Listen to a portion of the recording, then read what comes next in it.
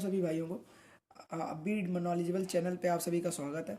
आज हम लोग देखने जा रहे हैं, जो भी हम लोग पढ़ने जा रहे हैं कि जो ट्रिपल सी का सिलेबस है और उसका जो एग्जामिनेशन शेड्यूल है उसके बारे में आज हम लोग समझेंगे। ठीक है, तो ये जो ट्रिपल सी का जो एग्ज़ाम कंडक्ट कराती है, कौन कराती है? नेल्ट एक संस्था है जो कि इसका एग्ज़ाम कंडक्ट कराती है। ठीक है, तो नेल्ट क्या आगे इसकी संस्था का फुल फॉर्म क्या हो गया? जो national institute of electronics and information technology, जो एक क्या है, ये एक संस्था है, तो वो ये एग्ज़ाम कंडक्ट कराती है। कौन सा एग्ज़ाम कंडक्ट करा? ट्रिपल सी का। ट्रिपल सी एग्जामिनेशन सबसे मुख्य एग्जामिनेशन है हर सरकारी या जो भी गवर्नमेंट जॉब्स होती हैं उसमें इसका सर्टिफिकेट मांगा जाता है ज़्यादातर में, क्योंकि computer course on computer concept या जो कंप्यूटर के बारे में बेसिक नॉलेज का ये कि सर्टिफिकेट होता है। इसमें आपको ग्रेड अच्छे चाहिए होते हैं। अगर इसमें S+ ग्रेड है तो बढ़िया ग्रेड है, फिर इसमें D होता है, A होता है, B होता है, C, S इसमें सबसे अच्छा ग्रेड माना गया।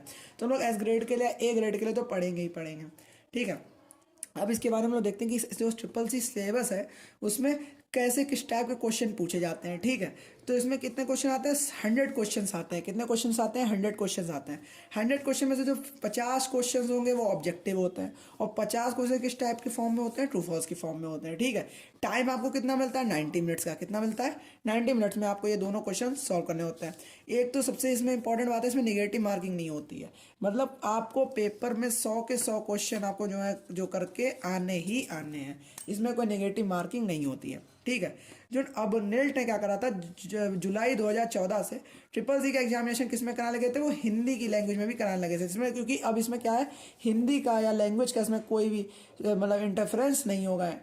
आप अगर चाहे हिंदी में देना चाहो हिंदी में भी दे सकते हो इसका पेपर, और चाहे इंग्लिश में देना चाहो इंग्लिश में भी दे सकते हो।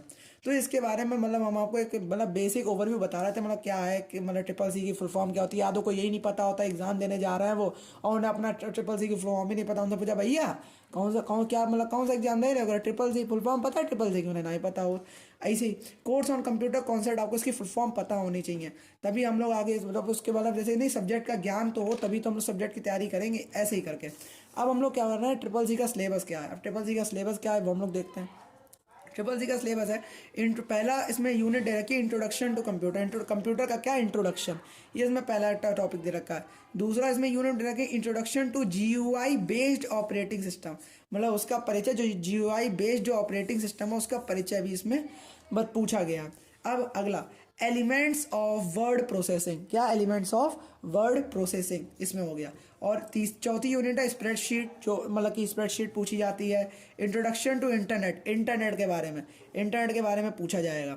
WWW एंड वेब ब्राउज़र के बारे में पूछा जाएगा। वर्ल्ड वाइड वेब के बारे में पूछा जाएगा इसकी यूनिट में। कम्युनिकेशन, संचार व्यवस्था, कोलैबोरेशन, उसके बारे में इसमें पूछा जाएगा।